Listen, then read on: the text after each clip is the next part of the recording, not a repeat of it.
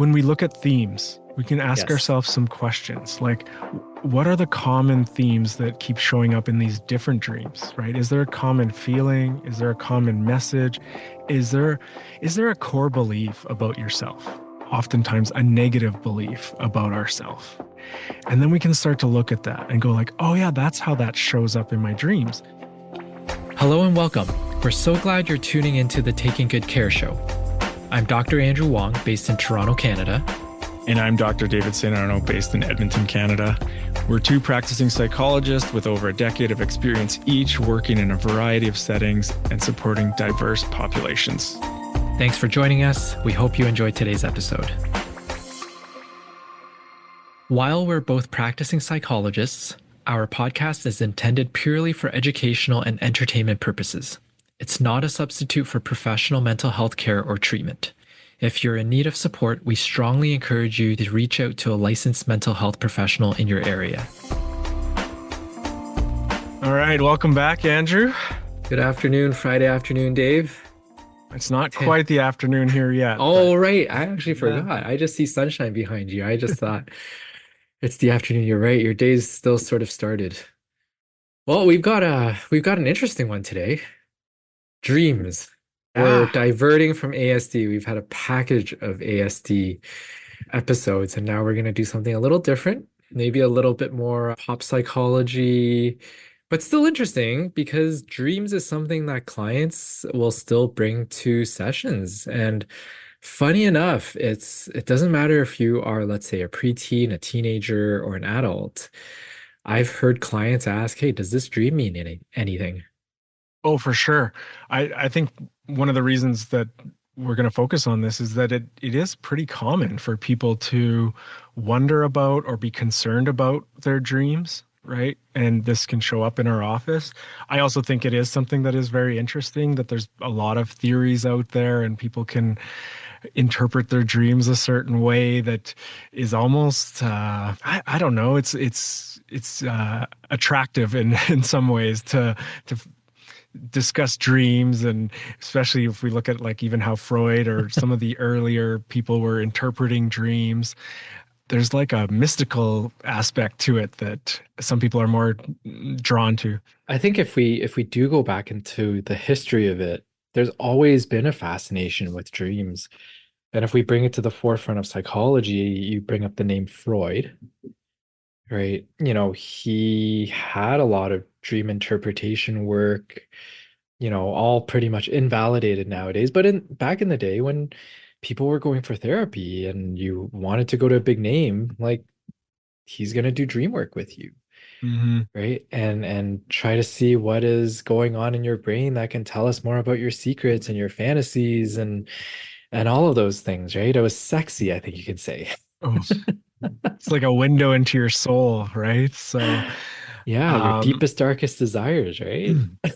it can be. Those can be some of the dreams. Yeah, I think so. I think as we're going to go through this, we're going to look at the different kind of types of dreams, and then even from a neuropsych or like brain-based approach, what might be going on in our brains. What does the science tell us, right?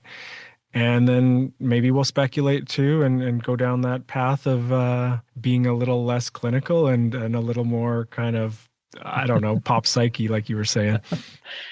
Well, I was even thinking like you and I, like when we were prepping a little bit for this episode, neither of us, interpret dreams. Like that's not part of our work. Hmm. There was no training in this. I asked you if you know anyone who does this work. Neither of us know anybody who does dream work anymore. So, but yet, you know, when we talk about the history of psychology, this stuff still comes up, right? Like when you talk about, I don't know, maybe dreams can sort of be seen as a type of, I don't know, trip or hallucination, right? Like when people take certain drugs and they go on these trips, it's like, is that also revealing your deepest and darkest secrets and desires, right? They've made movies based out of dreams. What was that? What was that movie? I don't know if you remember that that one where they go into a Oh, dream state in order to like was it Inception? Inception, With that's it. yeah. Yeah, yeah. They've made whole movies out of someone's creativity thinking about dreams and lucid dreams. And so I think it's always been in society, this idea of dreams and what they mean. For sure. And you know what? Even with my kids, we'll wake up in the morning and say, "Did you have any dreams?" Right? It's like a way of, I don't know, connecting from the night of sleep to the wakeful time. And sometimes we can have dreams that it's like, did that actually happen? Did that not happen? Like it feels so real and like you said, lucid, right? There's this Mhm. kind of like vivid, really almost feels like it happened. And then some people say, I don't dream at all. I don't have any dreams, right? And from research, correct me if I'm wrong, Dave, but from what I remember reading years ago, the conclusion is that everybody dreams. It's just whether or not you remember them, what state of or what state of sleep are you coming out of? Hmm. That will determine whether or not you remember those dreams. Absolutely. Yeah. So anyone who's been woken up by alarm clock or like even doing shift work or having kids that are waking up in the middle of the night, those times where you're woken up during a certain time or certain part of your sleep cycle, you're more likely to remember dreams. I mean, you might remember it for a couple of seconds and then go back to sleep and don't remember it in the morning. But if you're trying to check out your dreams, you could set alarms, and if those alarms go off when you're in REM sleep, typically, so rapid eye movement sleep, it's one of the phases of sleep, and it's actually a phase where our brain is actually quite busy, Hmm. active, but our body. Like the eyes move, but the rest of the body can be almost like frozen or I forget the technical term for it, but so it's a weird state to be in. It's an altered state where your mind is active and your body is frozen. And we also know dreams or REM sleep specifically is important for memory consolidation. So moving memories from short term or like things that happen during the day to long term to be able to Yeah. store that information in a longer term. So this is why when I work with students, it's like you need your sleep to do well on an exam, and you don't want to procrastinate to the point of trying to learn the entire semester's worth of work in one night. Because Mhm. if you can chunk it over a couple of weeks, study a little bit by a little bit, you are more likely to consolidate that information. Because a lot of students think that, oh, when we sleep, we're not doing anything. You physically may not be doing anything, but your brain is consolidating information from your day, whether it's new experiences, repeated experiences, or new things that you're learning.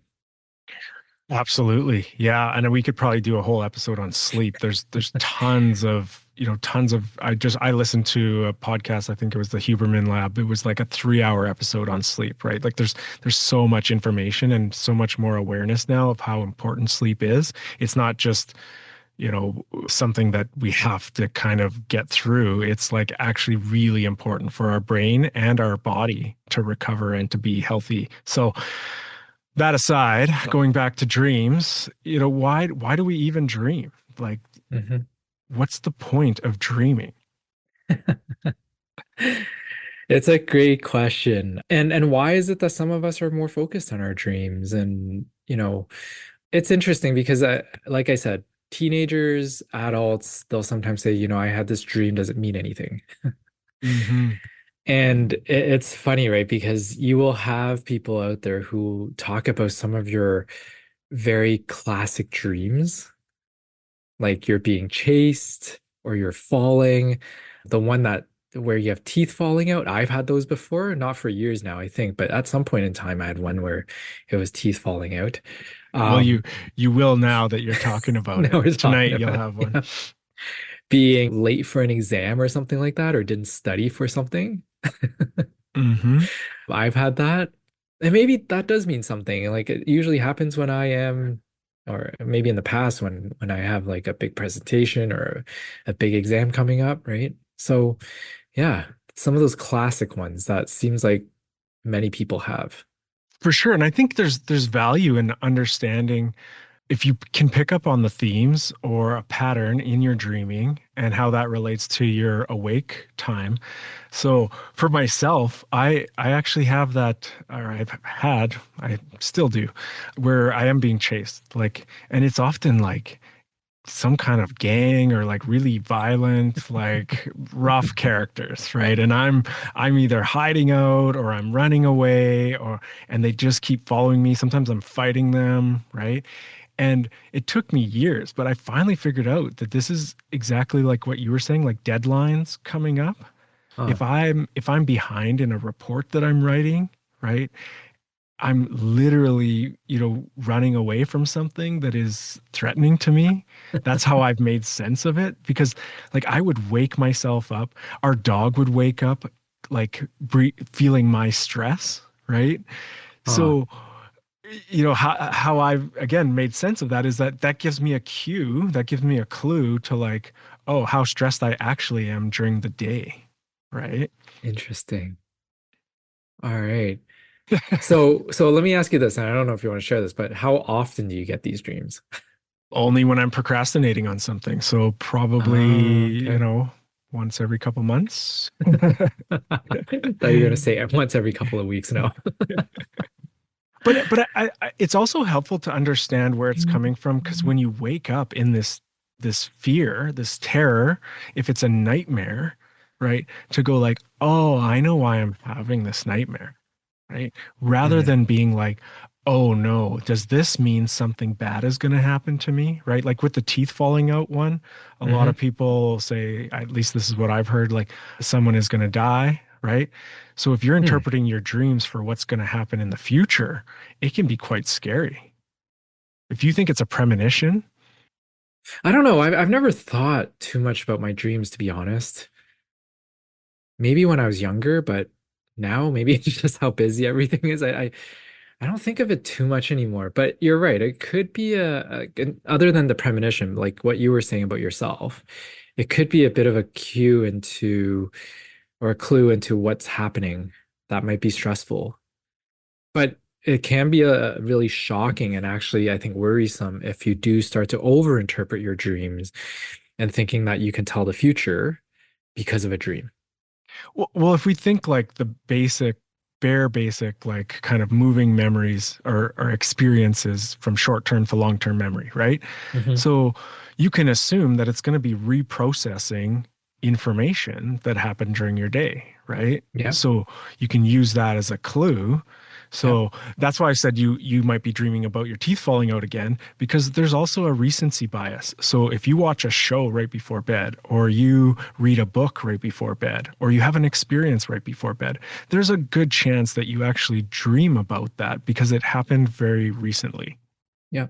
And Uh, especially if there's an emotional component to it. So if you watch like a horror movie, there's probably like this is why even with kids, it's like we're not watching scary movies because you're gonna have nightmares again, right? well, it's funny because I think my sister was telling me a couple of weeks ago her daughter will have nightmares of fires in a Mm, building after they talk about fire safety at school.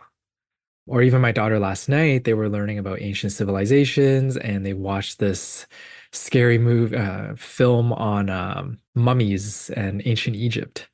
yeah, And during dinner, she's like, I'm gonna be scared tonight, going to sleep. What if I have a nightmare? yeah, Yeah. yeah. The fear that you feel before you fall asleep really can continue to be processed Yeah. while you're sleeping. And so I guess that's kind of the message here, at least from my perspective, is that dreams aren't as random as we think they are, right? They might be far-fetched and mystical and like unrealistic in real life, but the elements of them are not random. They're either a reflection of something you've seen, thought about, felt. Sometimes the emotions don't connect with the facts. Like I think about it like kind of a blender that is just like blending all this stuff together and it creates stories. It creates some kind of a coherent Yeah. narrative sometimes, but or it can be like that doesn't make any sense when you wake up. But when you were in the dream, it felt real or it felt like it made Yeah. sense. And I think that's why it goes back to like the brain trying to make sense of its experiences from the day. We don't have that consciousness to rationally think through it. And so, sort of that old brain, so to speak, is trying to make sense of it for us. It's a bit of, blender, like you said, or everything's just some things are falling through the hole in your Swiss cheese and other things are being kept. And well, I was just thinking as you were saying that that blender piece, like for some reason in my mind, I thought about animals, right? And dogs. Like we used to have a dog and I'm pretty sure the dog had dreams too, right? Oh yeah. Oh, absolutely. Our dog runs in his sleep at times, right? And I Yeah. know, like I just said, that your body is kind of frozen, that kind of like muscle a- adonia, but like at different stages, you might be sleepwalking and not be conscious, right? So our brain and our body is still actively doing stuff while we're sleeping. Yeah. We actually told our boys like they couldn't watch Scooby-Doo anymore until they slept through the night like 5 times. And guess what? They haven't watched Scooby-Doo for, for a while. But Scooby-Doo was one of those shows that guaranteed it was something spooky about it, that they would have actual like nightmares, and then they would comment on it that it was related to that show, right? Yeah. And Yeah. so we were very conscious in terms of what information they were taking in because of Yeah. how it was going to affect their sleep and their dreams. I was going to touch on this idea of sleepwalking and sleep talking Hmm. and night terrors. Yeah. I don't know if you've done any research into that, but I do get parents who will tell me that their child is sleepwalking or talking in their sleep a lot or having night terrors. And oftentimes that does mean that that child may have like an overactive parasympathetic nervous system, oftentimes having very, very vivid dreams to the point in their mind that feels very real. Hmm. And one of the things, and my daughter used to have this too, is to try and not shake them out of it. If anything, it's just staying calm and sometimes just patting their backs if they are yelling or talking in their sleep, or just gently guiding them back to their Hmm. bedroom Hmm. and just tucking them back into bed instead of shocking them out of sleep, because that can actually be more harmful. Well, yeah, just think if you all of a sudden got woken up and you were standing in a room that you didn't think you were in when you went to sleep. Like Yeah. there's a real like it's not good for falling back asleep, right? So if you Yes. can just gently, like I remember even my son recently came into our room and said he was looking for the a bunny or something. And we're like, Yeah. okay, this is weird. He's never slept walk before, but we're pretty sure he's sleepwalking right now because there is no bunny in this house, right? And he was like, okay, well, let's go over here and let's go back to bed, and just kind of gently guiding him, like you're saying, Yeah. rather than being like, there's no bunny in here. What are you talking about? And Yes. yeah. Yes. Yeah. There's sometimes there's really not much you can do in those moments, right? Other than being gentle, and you can inquire with them the next day and ask, "Hey, do you remember doing this last night?" And most like they won't remember. I mean, you can make mention of it if you think it's safe to do so. But yeah, there's really not much you can do. You get a good sleep routine and have good sleep hygiene, and whatever the brain and the nervous system wants to do at night, it's going to do it, right? Yeah, I mean, we relinquish control, Yeah. right? So I think about this, especially working with trauma and like PTSD, treating trauma. A lot of treating trauma approaches now are reprocessing traumatic events, right? So you're retelling the story, you're re-experiencing the events, and that can actually help improve not having those negative symptoms that come along with those distressing events, that we can repackage it kind of in the brain without that high level of distress. Hmm. But guess what? We start reprocessing some old trauma, oftentimes people are dreaming about it more, right? When they're in therapy, and so long term, it's going to be beneficial. But in Yep. the short term, there might be a lot more nightmares. There might be a Yep. lot more kind of, like you said, night terrors, that someone wakes up in a sweat and they don't really remember their dream, but they know that they Yep. were terrified. Yep. So there is still utility to dreams. Maybe not historically what we once thought as dream work, but even for diagnostics, right? To this day, I will still ask individuals, what is your sleep like? Hmm. Is your sleep interrupted? Are you having nightmares? especially for those who have gone through trauma, just to see if it is one of the symptoms of their traumatic stress. Because we do know that recurring nightmares that Mm. interrupts our sleep is symptomatic of trauma. It is the nightmare part of it. And I think there might be Yes. sleep disturbance for other reasons. And I know a lot of clients that I've seen that, have had a sleep assessment and they have sleep apnea and now they have like a CPAP machine that helps them actually get the oxygen they need while they're sleeping.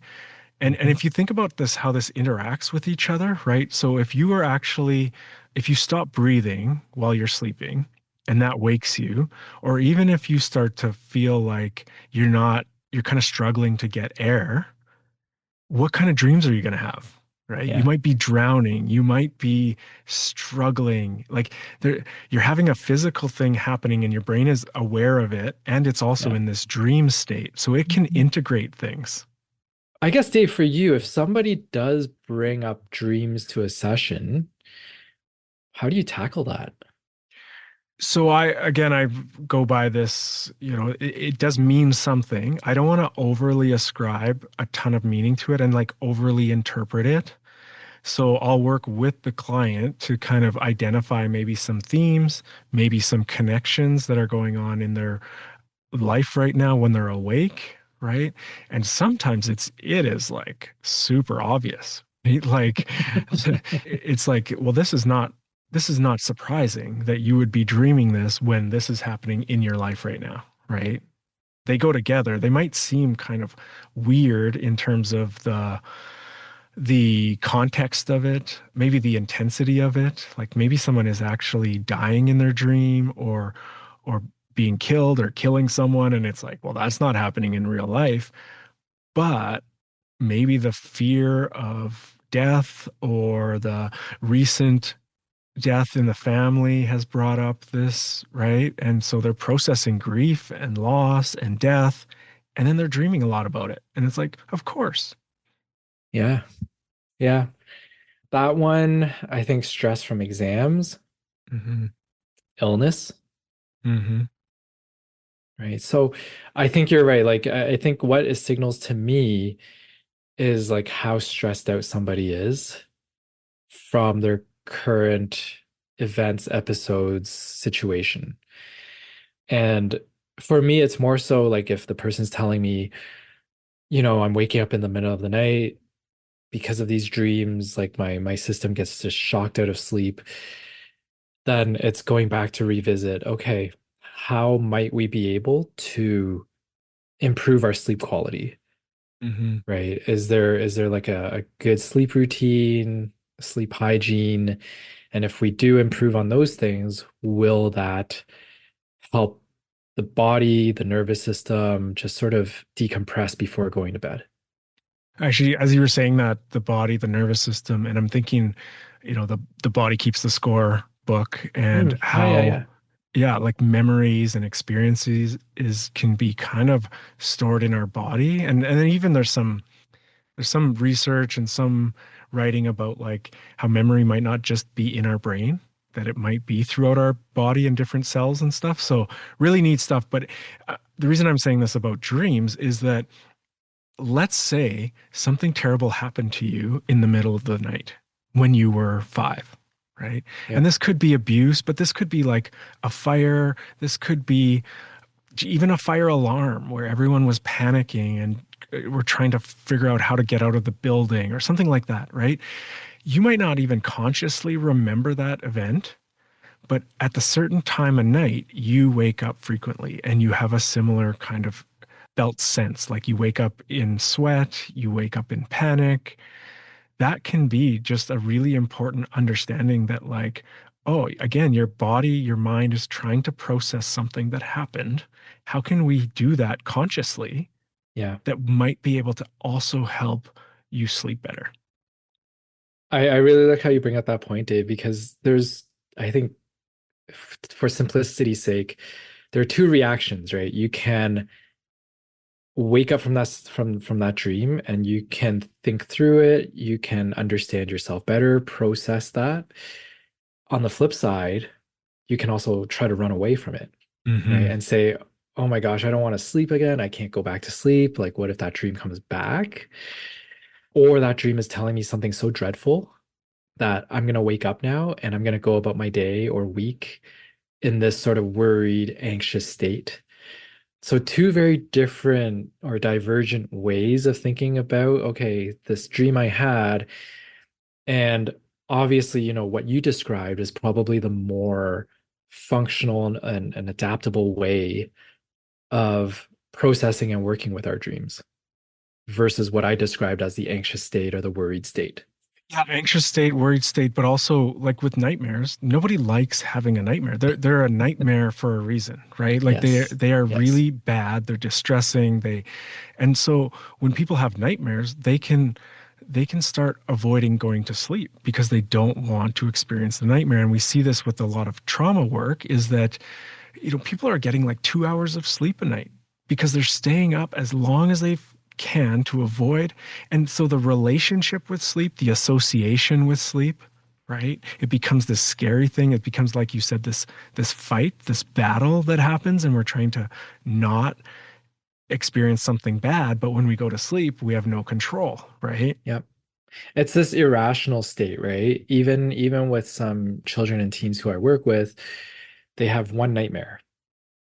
And for the rest of the month, they might be thinking of it and they don't want to go to sleep. Hmm. Even though eventually everybody falls asleep and they don't have that nightmare. But for whatever reason, whether it's the darkness or the moon or is that sleep time, even though evidence, if we're talking about like just knowing I did not have a nightmare last night, I did not have a nightmare the other night, and so on and so forth. The fear of still having that nightmare that you had maybe 3 weeks ago will persist. That's trauma. That is absolutely trauma. Like that, you have a bad experience. It could be a terrifying experience. It could be an overwhelming experience that you were not prepared for. And our brains are wired to avoid situations like that. And it'll avoid anything related to it if it starts to generalize. So yes, that is exactly what happens. And you're saying with more experience, it should go away technically, right? Like, Hmm. okay, now I had 5 sleeps, I didn't have the nightmare, but that's not exactly how our brain works, right? And we need to consciously kind of work at that to Yes. like integrate that experience and then to remind ourselves that like we'll have to even talk to ourselves. You might even have Hmm. a nighttime routine to Hmm. be able to self-soothe yourself. I listened to this Calm app and I was listening Oh to the yeah. sleep one for a while. And there was one phrase in there. It's like the more we try harder to sleep, the further we push it away. Like, Yep. yeah.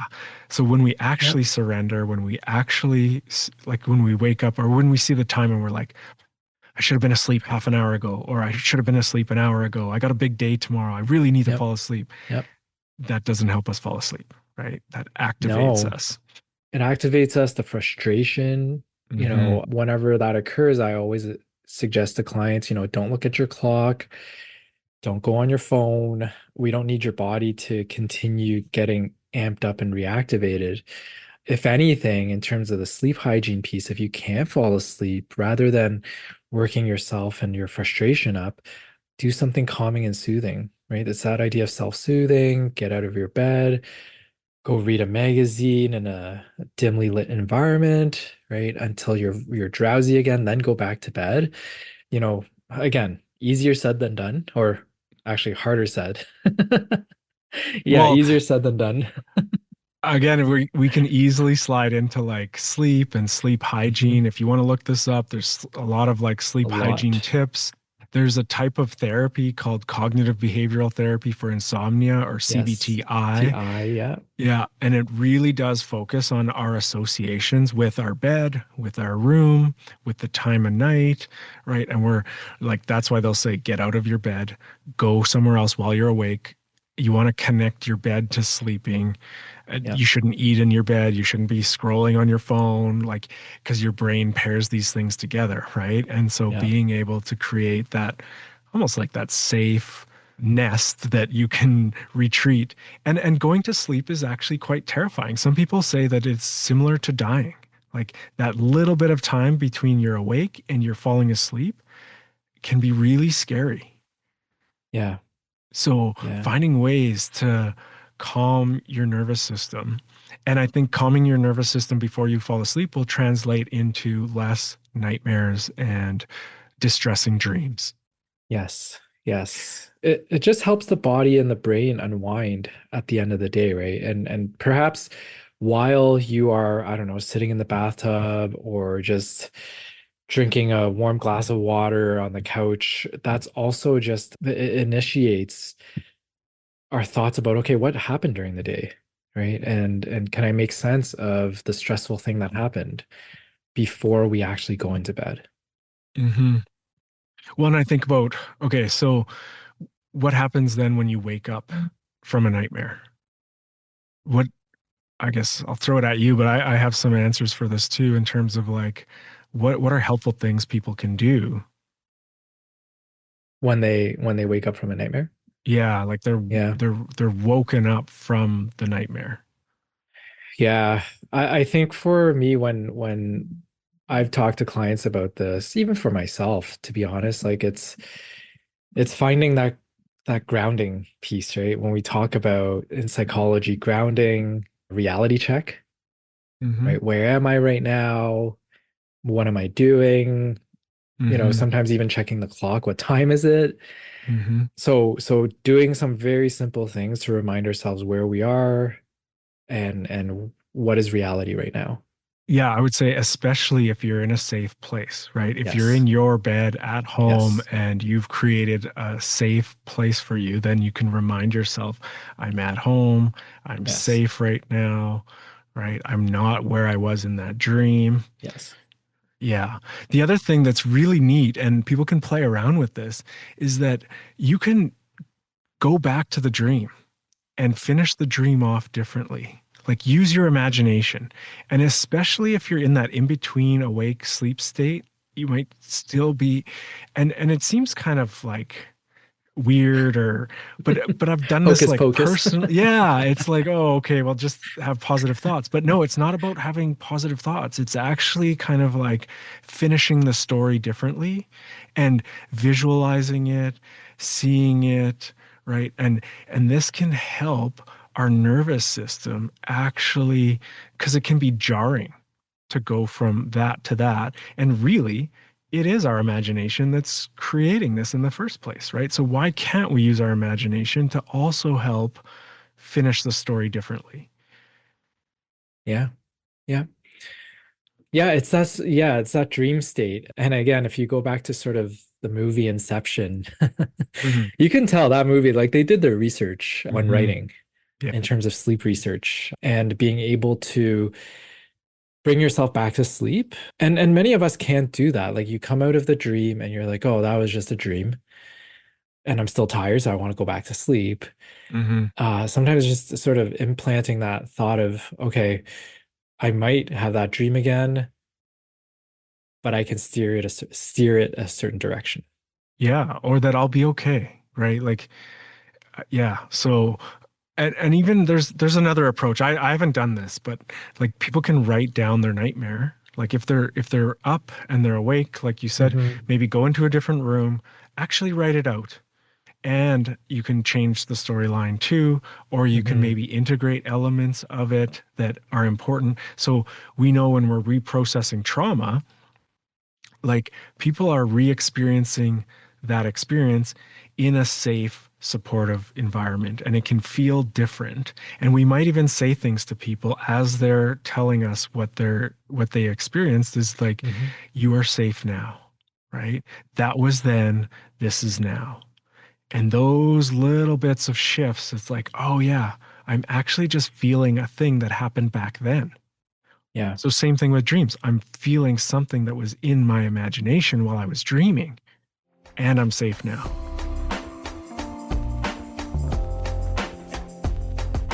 Dreams is, I mean, it's fascinating. I think the whole field of sleep, that's why there's so much research out there about sleep, because I do think it's a very interesting world. It's almost like this idea of virtual reality, like you're going into a different state of consciousness. And what does this all mean? our body's there, but our mind may not be. It's like I think that's why there's so much interest in sleep and of course then dreams associated with sleep. What's the highlight for you, Dave? Oh, I don't know. Oh, you caught me off guard. I was still going down different paths in my mind about dreaming. So I do want to say this because I Yeah, think, go for it. yeah, when we look at themes, we can ask Yes. ourselves some questions like, what are the common themes that keep showing up in these different dreams, right? Is there a common feeling? Is there a common message?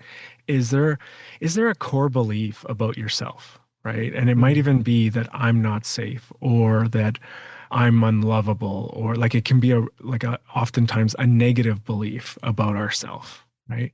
And then we can start to look at that and go like, oh yeah, that's how that shows up in my dreams. It shows up as no one wanting to be with me, or everyone leaving me behind, or everyone laughing at me, right? mm, Maybe that's not a real thing that's happening in real life, but it gives us a clue to like some of those negative core beliefs that we have kind of maybe even tucked away way deep down that we don't even really know we're carrying around with us, but do play a factor in how we think and behave and feel every day. So again, with trauma work, sometimes we're getting to those core beliefs, right? It's like, what is that experience in EMDR at least? It's like, what does that experience, what negative beliefs about yourself come up when you're thinking about that experience?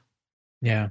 And there's even a list of them, right? And so there's some really common ones, and I mentioned some of them, but like it's like, oh, well, that's really important because if you keep arriving at that in your dreams, you could arrive at it consciously and Yeah. put that, no pun intended, but put that to sleep, right? Like Yeah. actually let that rest. And I think with trauma, again, we kind of like we can ruminate on things and events can pop into our head and we can just replay the same thing over and over again and it can be really distressing, and that's the Yeah. benefit of doing like trauma work now is that we are learning how to re-experience them or revisit them in a way that is going to help us not have those same, like our brain is just trying to keep us safe, right? And if Yeah. we can let our brain know that we actually are safe, then and we learned our lesson from that experience, we don't have to keep replaying it.